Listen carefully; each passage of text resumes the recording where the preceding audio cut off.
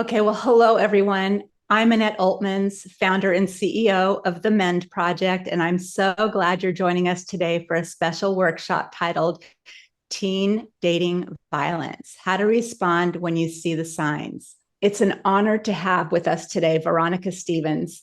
Veronica is the Director of Education and Outreach for Laura's House, which is a local nonprofit domestic violence facility here in Orange County, California.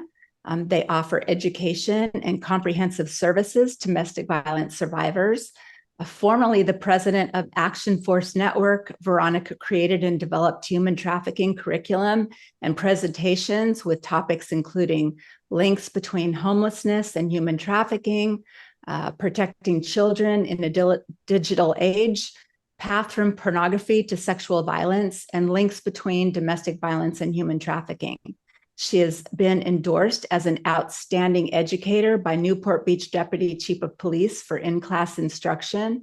Veronica has been instrumental in the creation and implementation of community workshops with Laura's House and has been integral in other successful domestic violence adult education curricula. Veronica is a speaker and guest lecturer at high schools, universities, and at national conferences. And as you can see by all the amazing work she has done and currently is still doing, it's a privilege to have her here with us today. So now, Veronica, I'd like to turn it over to you to say hello and share anything that you feel is pertinent before we get into our interview style workshop. Well, first and foremost, thank you so much for having me today. And thank you for spotlighting teen dating violence in the month of February. So it is the awareness month for that. And I would also like to say that this information is relevant, not just if you are a parent, but if you have any teenagers in your life, whether they're nieces or nephews, or you're an educator, or just an active member of your community or faith-based community. This is information that you'll be able to use. Or even if you just have an adult that comes to you with their parenting issue, then hopefully today you'll get some tools and resources to know how to navigate some of these really difficult conversations, as well as some tools that you'll be able to use to identify if someone that you love is in a potential harmful dating relationship. And I want to thank you, Annette. For those of you who don't know, so Annette is one of our favorite speakers. She has come onto some of our webinars for Laura's House, and she's also one of our guest presenters and teachers for our 40-hour domestic violence advocacy training. Just want to give a shout out because honestly, I think double abuse and that covert emotional abuse, you have given people the language and vocabulary to best describe what is happening to them. And that is so hard when it pertains to emotional abuse. So hat tip to you and for the work you're doing. Thank you, Veronica. Thanks for being here.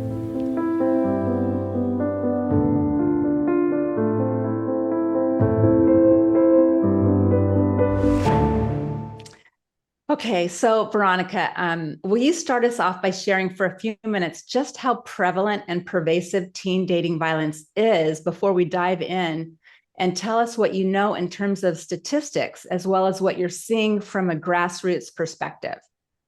Sure. So I'm going to give you national average, and these are U.S. statistics. So the national average is teenagers will experience dating harm.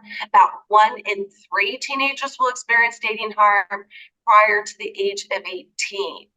And Wow. you will notice throughout this conversation, I will use words like harm instead of abuse or violence. For one, I think that's kind of a word we need to insert into our vocabulary, because when we are talking about teens or to teens, they're not going to identify with the word abuse. It is so bombastic. It elevates what is happening to them in their own mind to kind of this hyperbolic level. And they don't want to perceive themselves as victims. And they sure the heck don't want to label the person they're dating as an abuser. So I will always use the word harm. Now, those are the national average. So 1 in 3. Now, at Laura's House, we have been in middle school classrooms, high schools, and universities talking about teen dating violence, as well as healthy relationships, predominantly in Orange County, California. And we would have many a teenagers come up to us afterwards and either share about a past relationship they were in, or perhaps when we went through kind of some of the warning indicators, they're like, my friend, that's how they're being treated in their dating relationship. It never occurred to me that this was something that was incredibly harmful. What should I do? And because we had so many disclosures, we decided to get statistics based in Orange County. So we got a grant. We partnered with Chapman University, and they conducted a teen dating violence study on behalf of Laura's House, specifically for teenagers in Orange County. So the criteria for the people who are going to be surveyed is that they were between the ages of 18 to about 23 years old. All of the questions were going to pertain to prior to the age of 18. So their middle school and high school dating experiences, and they were still really close in age to remember them. And they had to have a minimum of 1 year of high school in Orange County. And it didn't matter the kind of institution. So it could have been public schools, charter, private, homeschooling. We actually gathered that criteria as well. And with those respondents, what we got were twice the national average. So what that research study showed was 2 out of 3 teenagers in Orange County experienced dating harm prior to the age of 18. Wow. I know that those are staggering statistics, but let me go ahead and break it down. I think that how they conducted the survey and the research study was brilliant. Because again, they didn't say, did you experience abuse in a dating relationship? They didn't use blanket terms. What they did is they gave specific acts. Did this happen to you? Were you ever slapped by a dating partner? Were you ever shoved? Were you ever pushed? Were you ever publicly humiliated? Were you body shamed? And we're very exact on the levels of harm that we have identified predominantly goes on in that teen culture. With that, then they were able to say, oh, well, yes to this, yes to that. And then some really important questions like, do you think it's ever permissible to hurt someone that you're dating? Does a girl ever ask for it based on her behavior? Does a guy ever ask for it based on his behavior? So we wanted to get into kind of also the thought patterns that go behind those kind of harmful behaviors. So when we kind of noodled all of it out, what our opinion is that honestly, we think probably these are pretty close to the national average as well. We don't think that Orange County is unique. We think the research study was unique in the methodology that they used to get this information. So bring it a little bit closer to home. As Annette read in my bio, previously I was in the human trafficking space. And I work with both survivors and with victims, but predominantly on the prevention side of it.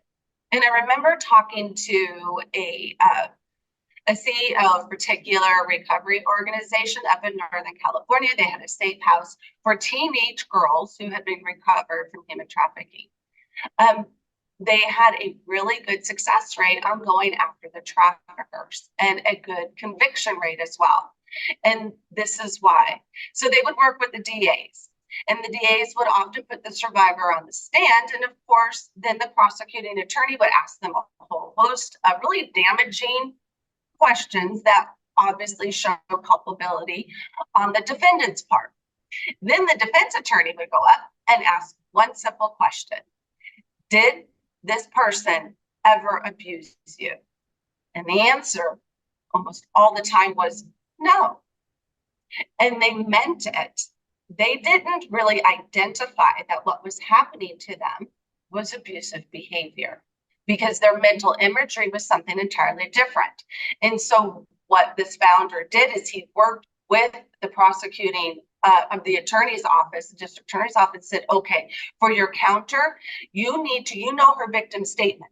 So you need to say, did he ever lock you in a car trunk? Did they ever make you take ice water baths? Did they ever withhold food from you? Did they take away all of your ways to communicate so that you weren't able to keep in touch with friends and family? And when the cross-examination came and they asked the questions, then they would say, oh yeah, that happened. Oh, well, yeah, I mean, that happened. But you have to understand, I didn't make the quota I was supposed to make. And they began to minimize it. And Annette, that's what victims and survivors do. You have to survive it. So you explain it away and you diminish what's happening to you. Well, that's what the Chapman study did. Instead of using this umbrella term, they asked specific questions of which then the teens were able to identify those behaviors. And they probably might not have even in their own mind thought that this was abuse. It's like, well, of course.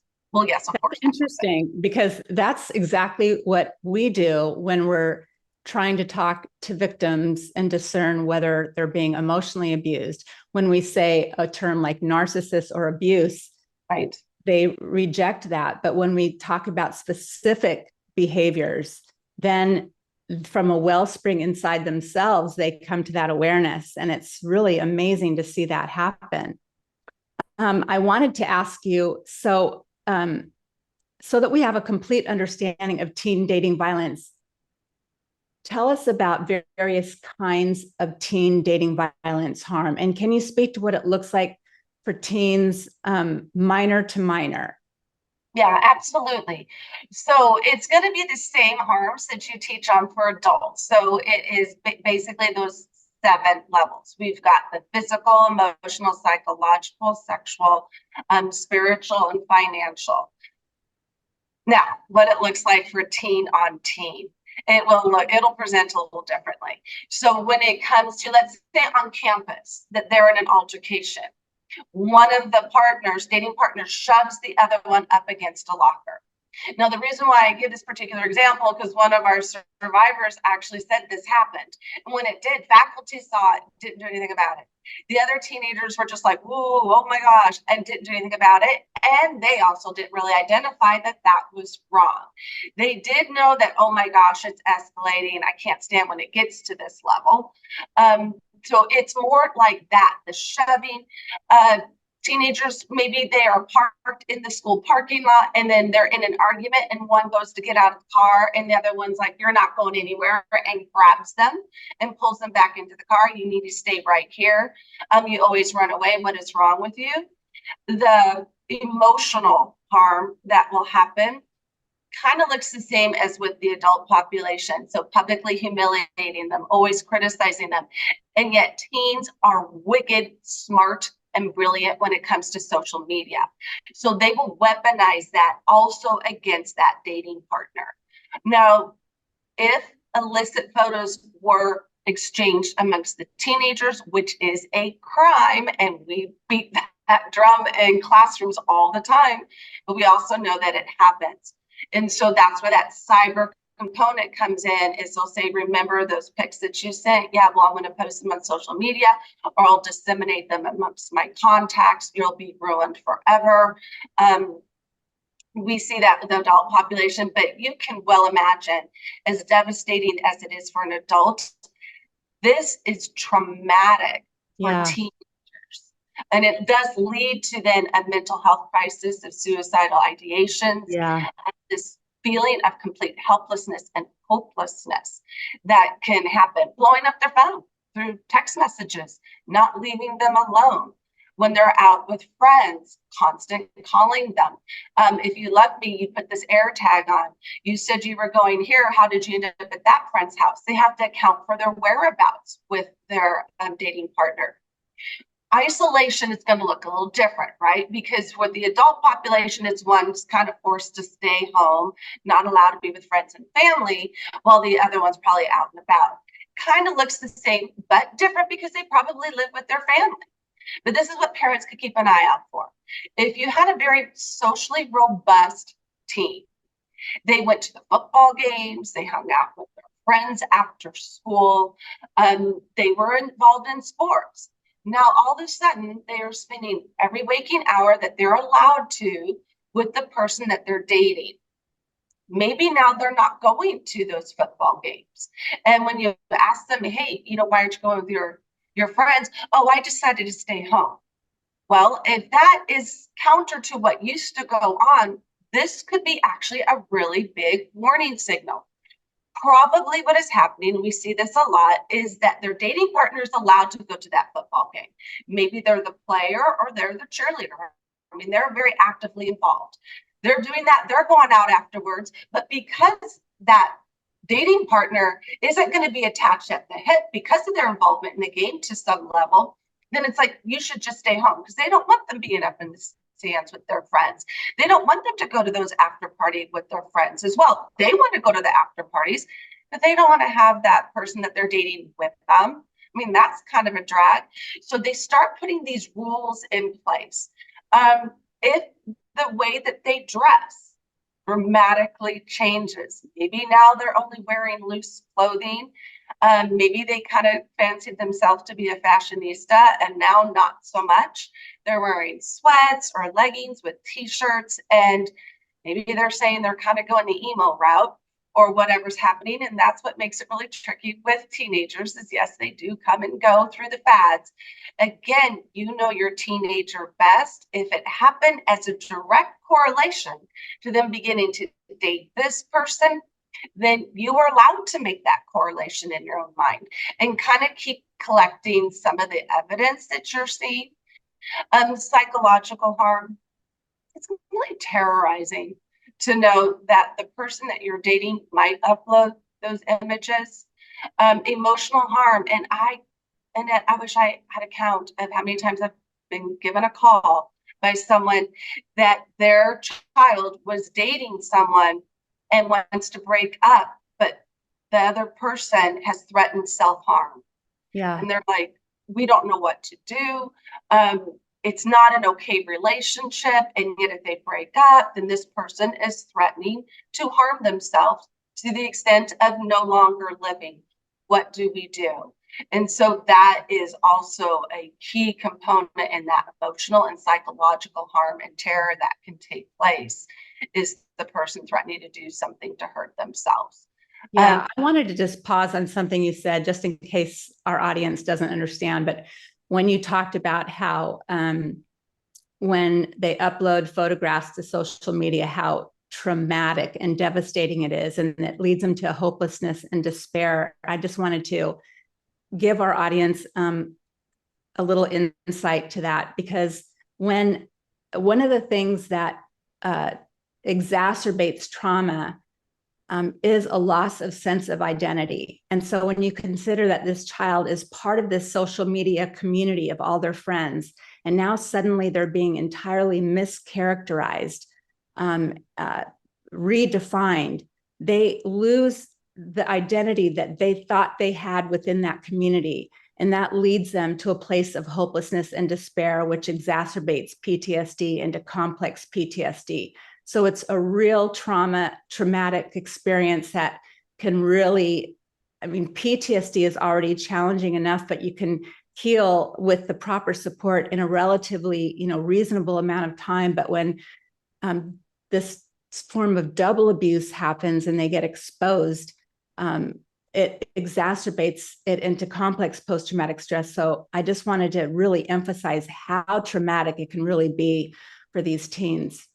Okay, so teen dating violence has strong links to pornography and an increase in sex crimes among children. In fact, there's a direct correlation. Will you talk to us about how pornography grooms both parties to be both predators and victims? Yeah, I think this is one of the most tragic realities that we live in today's world. I remember back in 2015, I was creating a curriculum. It was actually for Laura's House. I used to be like you and brought in as a guest presenter. And at that time, I was making the correlation actually between kind of that, the sexual violence that we were seeing as a society and pornography. And, it's a dark world. And as I was doing my research, I remember specifically going in to teach that 40-hour training saying, hey, listen, I don't know if you paid off the first shelter, but I strongly encourage you to get another capital campaign for another shelter, because DV is going to be on the increase as a direct correlation to this. When we see in the teen population. Let me go ahead and point to a UK police study that was just published. So those findings are 52% of the child sex crimes are now happening with the offender being a child. So now we have child on child crimes, and that's 52% of all of those crimes that are reported. Now, 10 years ago, it was close to about 30%. So that's a dramatic increase that we're seeing. They also said that in this study, without a doubt to them, the correlation is that these youngsters are introduced to pornography at such a young age. And of course, they're beginning to act out on what they've seen.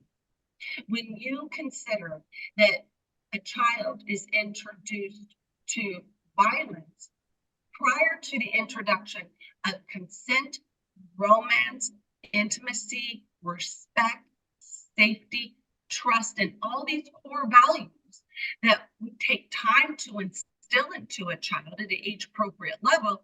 And instead, they have this back channel really being the #1 sex educator in the world today of the younger generations. And over 80% of the pornography shows not just violence towards women, but extreme violence towards women. So let me tell you about a story that happened here in Orange County. There was a couple that was dating. I believe he was 16 and she was 14. And the parents were going to be out of town for a weekend, and she was old enough to be on her own. And so the two, now the 16 and 14-year-old, said, this is going to be our first time. We're going to have the house to ourselves. They were really excited. So they planned this in-house date. Saturday arrived, and he was very excited about what was about to transpire. She started getting a little nervous. And so as the evening progressed, so did he. She started saying, I don't think I'm ready. I don't think I'm ready. And he's going, what do you mean? We've been planning this. We've been going out for a month. And so it's time.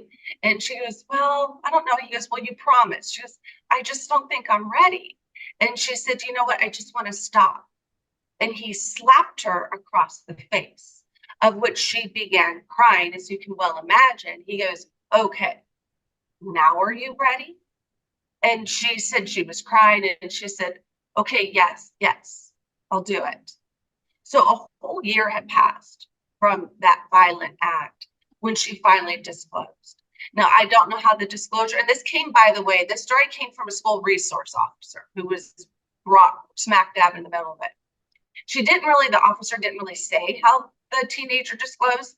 I know teens. I'm kind of thinking she probably told a friend, and a friend told a parent, and the parent called her parents. That's usually how it happens, the round robin. Nevertheless, the parents were notified of this. And so they did what parents typically do, of course, and she gave a victim statement. She went ahead and reported it to the police. So the police now have this victim report.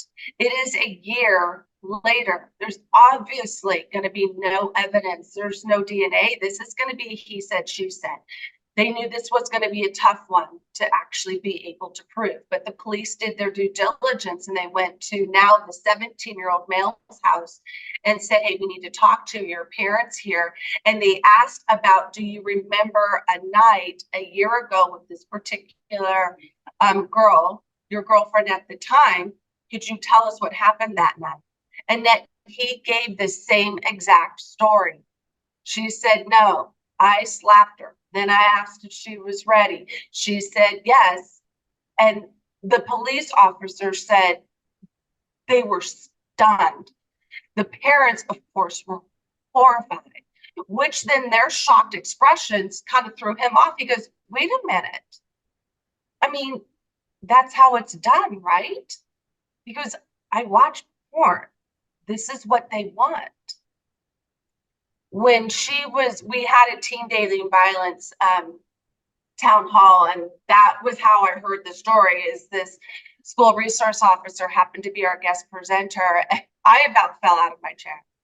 And I went up to her afterwards and I said, oh my gosh, listen, my heart breaks for her. Oh my gosh, she has a lifetime of trauma.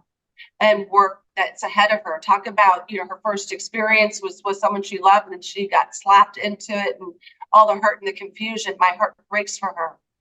But I also am so concerned about that young man who's going to register as a sex offender, who got all his information and he was visibly confused that that's not how it's done.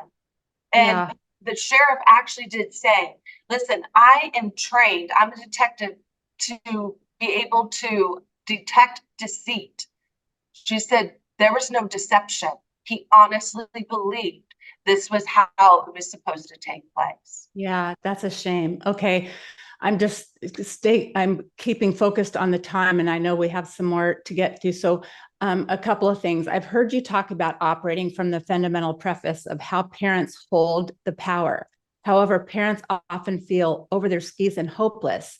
And at the Men Project, we have a philosophy that teaches not to over confront victims, while at the same time not to under inform them. And basically, we found that when victims, just like you talked about earlier on, like don't use the word abuse, it over confronts them. They're not ready for that. They're not ready to identify as a victim. Or what we found is that when people helpers or family members overreact or get too emotional or ask them pointed and leading questions, the victim shuts down and their anxiety increases.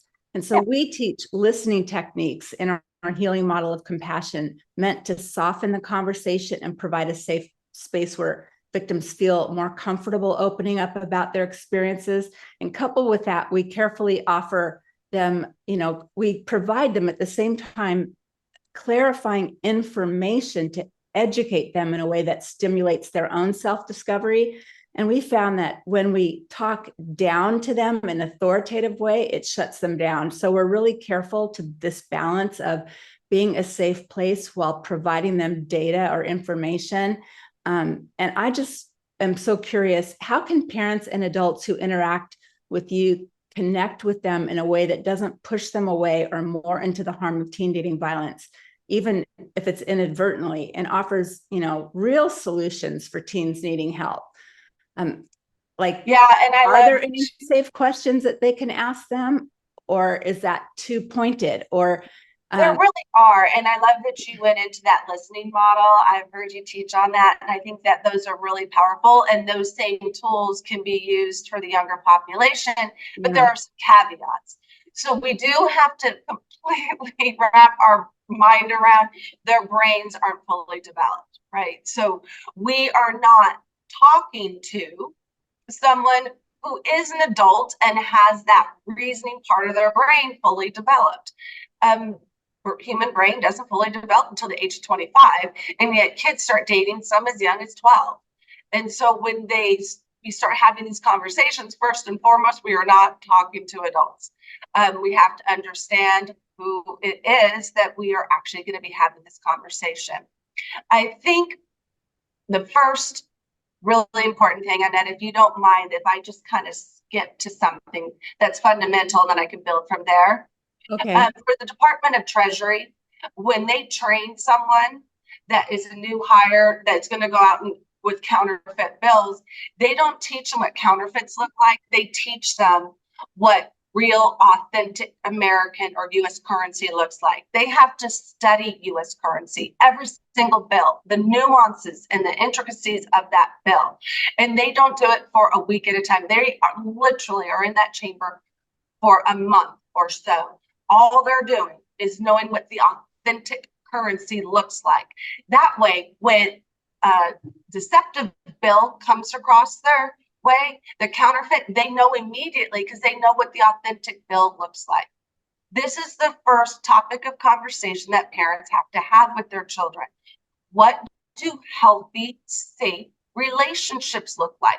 And we need to start that when they're 2, because when they're 2 and 3-year-olds, they play with little kids in the sandbox. They understand some of the harms that can happen with the biting and the slapping. And so really laying that foundation of how to be a good friend, what a healthy relationship looks like, because then that morphs into what dating relationships should look like. So that way, when the teenager is in a relationship where they're shoved up against a locker, where they're backhanded, when they're publicly humiliated and called big as a house at the lunch tables, that they're like, this is not what a healthy relationship looks like. Something goes off inside of them because they have that foundation. Does that mean it's absolutely foolproof? Absolutely not. So if you begin to suspect, and I do believe that parents are the number one defender and the most powerful individuals in a teenager's life or in their children's life. And I know I'm the mother of 5. They're grown. No one could hurt my feelings more than one of my teen kids when they were teenagers. They could be cruel. So I'm not saying it's easy. However, they might not show that they trust you or they respect you, but they do. You really have a significant impact. When they begin dating this person, make it normal to have conversations about relationships. It doesn't have to be about this particular relationship. Above all, we should be modeling healthy relationships to them. Hopefully, our family life is exemplary as far as conflict resolution, respect. But listen, not everybody has that white picket fence. Maybe that's not what the child was exposed to. And so now you have a little bit of catch up work of therapy, number one, and getting that third party to start unpacking what was harmful that the child saw. Because if not, they're at very high risk of being offenders or victims in romantic relationships in adulthood.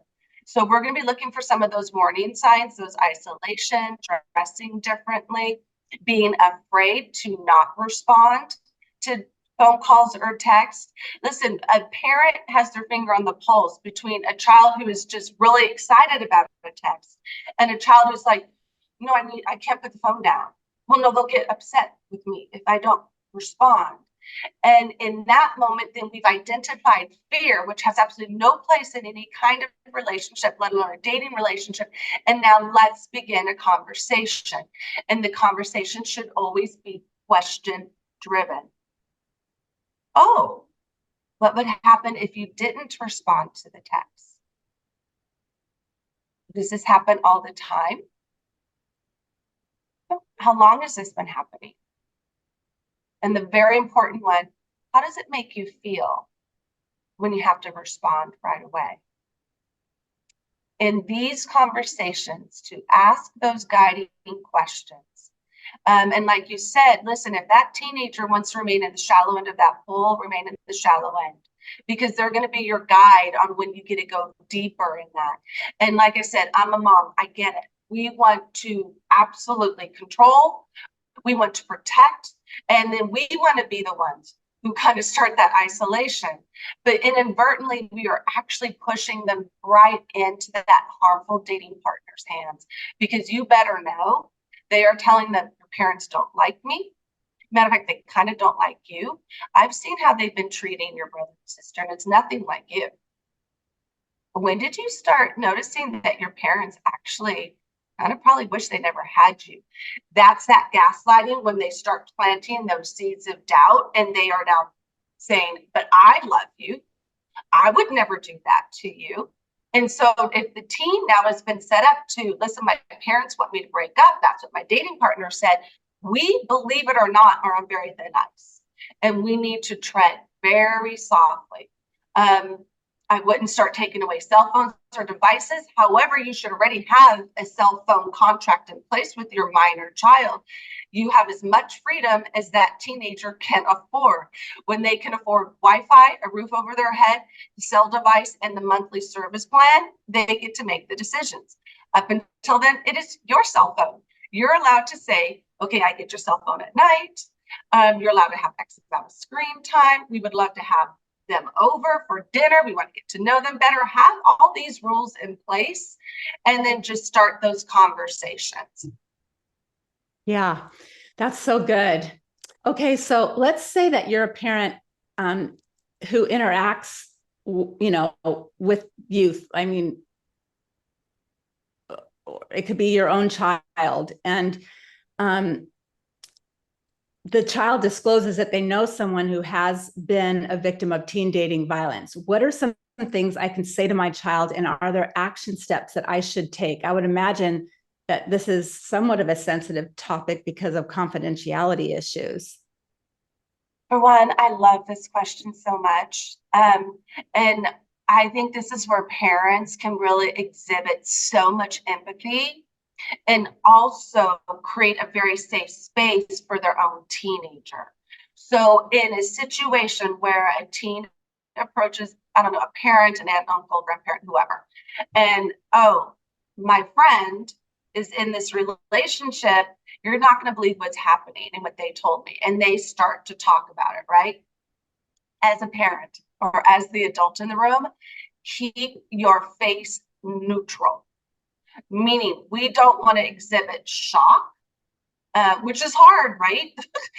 Or anger, like that's not okay. We speak volumes in facial expressions. Oh, The that's so teen true. actually is looking, once we show shock, they think they're in trouble Yeah. instinctively. And they They shut also down. are like, run, they're going to call their parents. Then I'm going to be socially ostracized. So we don't want to send off any kind of bells and whistles to them. Make sure that the face remains very neutral. If anything, a little bit of sympathetic face. Like that sounds hard. After the disclosure, I'm going to tell you what not to do and then what to do. It is hard to say, if I ever find out that one of you, or if I ever found out someone was treating you that way, let me tell you, this is not a soapbox moment. This is, we're not going to say what would happen if it happened to them, because teen then is like, make sure that the parents never find out. Of just saying, gosh, how did you find out about this? And how are they navigating it? What did you tell them? Did you give any advice? Are they talking to their parents about this? Does anyone else know? Again, ask questions, ask lots and lots of questions. Now, that would be for kind of that typical dating harm. And I hate to say typical, but the shoving, the demanding that they return cell phones. When we get into some of those greater harms, strangulation, which is a trend, or the sexual assault, if we've gotten to that, then at that point, I do advise the parents say this is something that's very serious. Like I said, I'm not too sure how that would be 14-year-old when it happened, came out at 15. Again, I do think it was probably through a friend, through a parent to a parent. And when we do know now that this person, this child, is at increased risk of future trauma. Now, like you said, PTSD, complex PTSD, we have all those things that are going on, then parental involvement will probably need to factor in. And I'm telling you, that is tricky. So in the state of California, a child can decide at age 12 how they're going to navigate legally. I'm saying how they're able to legally navigate if they're going to report, if they want an exam, if they want to press charges. Actually, that can be beholden to the child as far as the medical resources and all of that and the disclosure. Now, in some cases, yes, when we have something that's happening on a campus, then or in society, then the police can conduct their own investigation. And that's just this kind of statement is one of the pieces of evidence to go towards this other person. So, it gets very complicated. It's very, very scary for the kids, but I have to say, typically we're not going to have those kind of disclosures on that. It really will be kind of those benign, where this is happening to a friend. And I think earlier on, another thing that's really important, and I did not do this, so I wish I did not. And that was, I had heard it said that there's parents who do no consequence conversations in their home. They do it one time a week. And that is when they get all the kids together, like at family dinner. They're like, okay, there's zero consequences to anything you disclose. However, the parent does maintain their rights and the ability to give feedback on what the child disclosed. And so at that point, the children know, listen, I'm not going to have my phone taken away. They're not going to call anyone. I'm not going to be grounded. I can still go to the school dance on Saturday if I tell them I actually cut class first period. And so that gives kind of the safe ground for kids to know that they can disclose to parents. And that at that time, the parents who are involved in this, the feedback I've gotten, sometimes they're just like, oh, for heaven's sakes. And they do get upset and have to bark back, but they stay true to it, man. There's zero consequences. And they do say, listen, you could have been hurt. And if anything happened when you decided to go to Carl's Jr. and I thought you were in class, then understand the safety. So it's a teachable moment for them as well. And that's good. If we get all of these things going simultaneously, it makes just us even safer for our kids to disclose and come to. Okay. Thank you. Well, a large part of what we do here at MEND is we provide education and training, as you well know. Are there tools and resources available to parents that you can share with us? Yes. So if you go to the laurashouse.org website, feel free to go there. We have all sorts of tools and resources you can use there, as well as I think the number one resource we have is we give presentations, not just to teens, but to parents and adults. So we provide the education, particularly online safety. That seems to be the number one requested topic right now. But we have a presentation called Heart, which is healthy emotions and attitudes in relationships today. I love that. Yeah, that is our core curriculum, and it's 20 years old, but we constantly, of course, update it. And then we How give long is that training for parents. I'm sorry, how long is that training? So that is anywhere from 45 minutes to an hour. We have a whole host of subtopics as well that we give. And last year alone, I think we educated over 15,000 students. Wow. That did not include the adult population. So I have a whole team. They are in middle schools and high schools, even as we speak. And also for those of you who are not local, we give a lot of virtual presentations as well. So people bring us in via Zoom, even to classrooms, to universities. I'm typically brought in via Zoom. All classrooms have those smart TVs. They do meeting style and they just turn the computer so I see the classroom and we have conversations and give presentations that way. And you get that off of laurashouse.org as well. You can book any presentation there, and then you can say in person or virtual. We typically, for in person, it'll be Orange County area only. Is it virtual all over the map? Is it just to schools, or will you do private groups too? Oh, that's a great question. So we've had moms say, listen, my daughters are going off to college and I want them to have a heart presentation. All we ask is for a minimum of 5.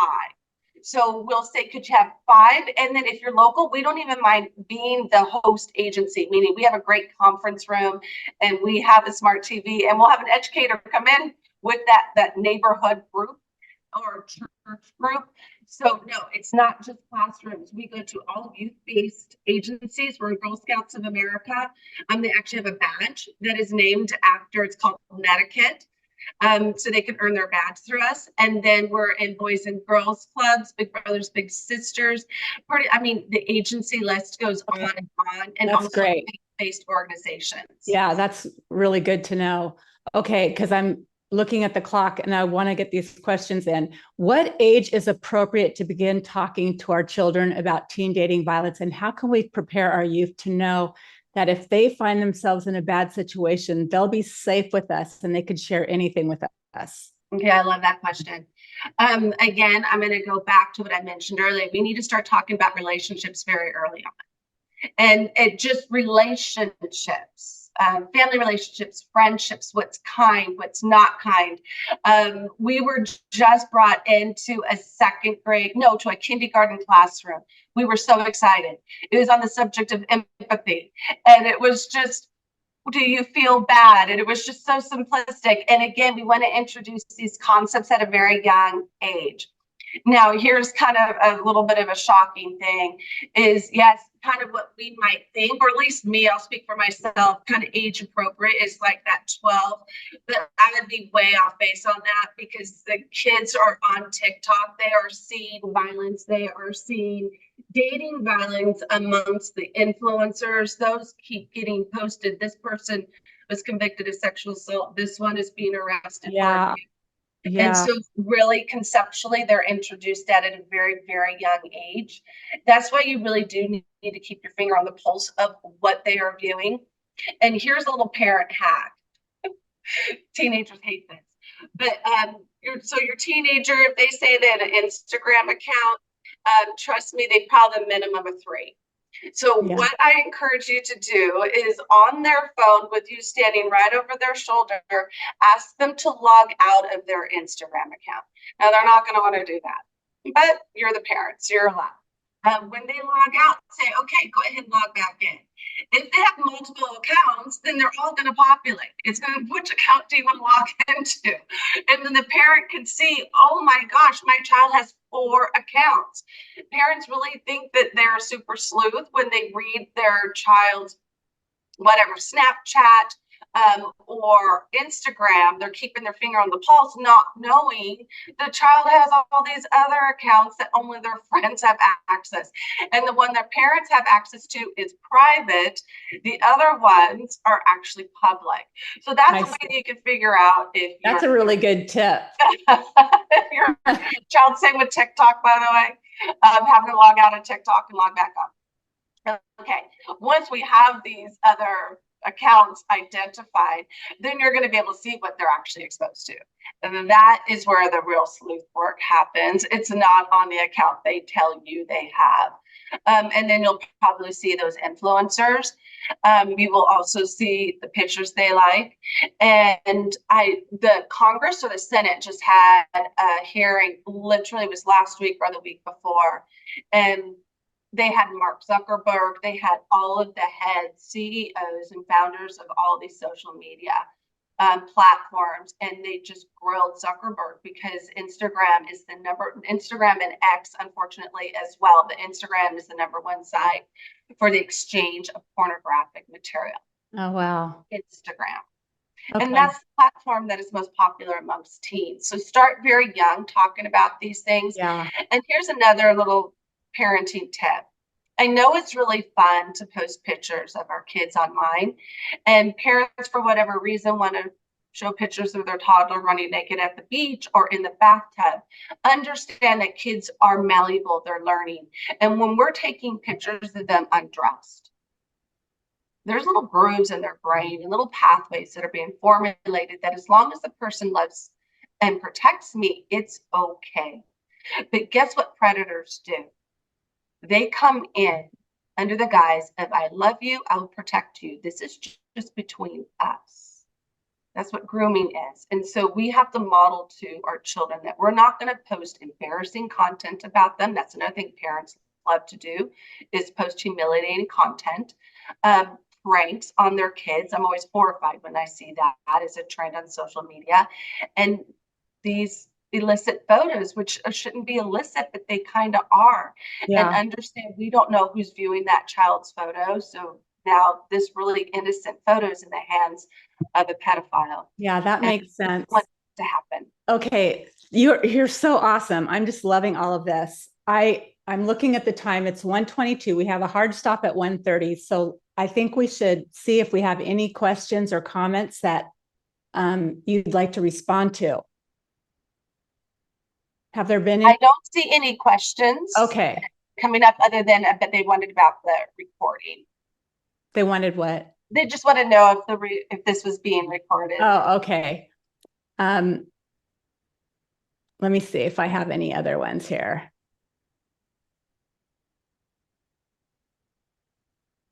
One second. Can I give you then a couple more safety tips? Oh, yes, please do. So in 2022, in December, the FBI came out with a public safety announcement that teenage boys they were being victimized at historic highs online, and to protect their sons. And here's the thing. When we talk about teen dating violence, of probably the majority of us are thinking of male on female harm.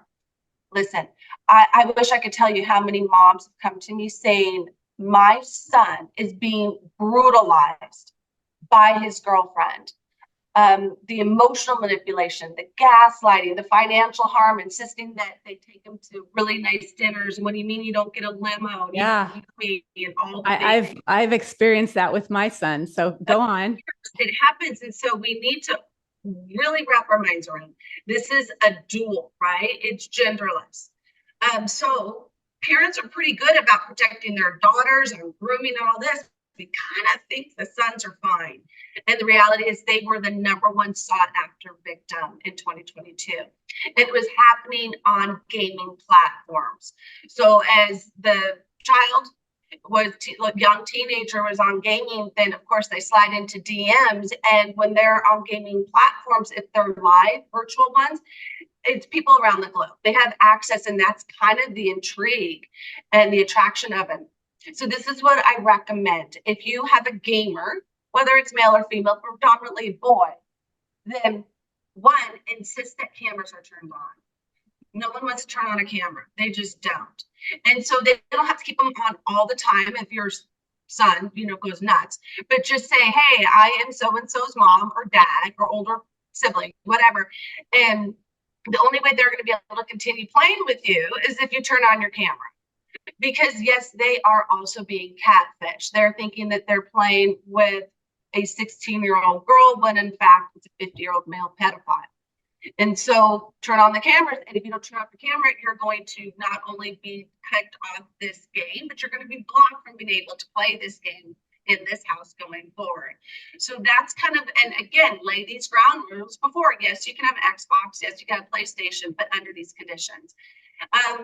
Also, no gaming behind closed doors. Parents want the door shut because the kid gets loud, the noise from the TV is loud, or they have headsets on. Doors always remain open, and pop in. Make sure that there's no headphones. So you do want to pop in and just say, hey, who's winning? Let the other players know there's an adult present. An adult is popping in now and then. An adult is cheering. An adult's asking for an update, telling them that dinner's going to be at 5. But you're going to want to make your presence known in the room. And I'm going to close with this. Have the really tough conversation tonight around the dinner table with each one of your children and say, listen, I trust you. But dark things happen. And I want you to know if ever you do something that you knew better, but you did it, and now you're being blackmailed or you're being threatened that pictures are going to be sent everywhere, or they're telling you have to send them a $5,000 gift card or whatever it is, you can come to me. You're not going to be in trouble. I want you to know that I am here for you. I made mistakes. We all make mistakes. I don't want you ever to feel that you're in over your head, that you will disappoint me, that you're going to have all your devices taken away till 30. Listen, there's things going on out there. I'm your number one cheerleader. I'm also your number one safeguard. Do you promise that you will come to me if anything ever happens to me? I mean, happens to you. Make them promise. I find this as powerful, and parents also push back on this when it came to a child that was having mental health crisis and suicidal ideations. The therapist always asked in the parent's presence, have you ever contemplated suicide? And the parents are like, oh my gosh, like now you're put the seed of thought. They never thought of that. And you know what? They found that saves lives. We have to be proactive, because then the parent, if the child won't, well, but I would never act on or whatever, well, the child can get the help they need. And the parent then can make the plea to the child, please don't ever do that. This is so temporary. I want you to see a future. I will always be here for you. I will always cry with you. I will get you the help. Please don't ever do that.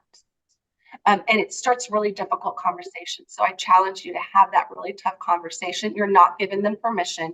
You're not giving them license. You're letting them know that you're aware of what's going out there. You're not going to be one of these parents that fly off the handle. You're going to be safe, and you're going to get them the help they need. That's awesome. You're awesome. Thank you so much, Veronica. I It so was my appreciate it. pleasure. Thank you for Yeah, we're tackling going to this have you topic. come back again. Thank you very much. And everyone, thank you for being with us today. Take really good care of yourselves. Bye-bye. Bye for now.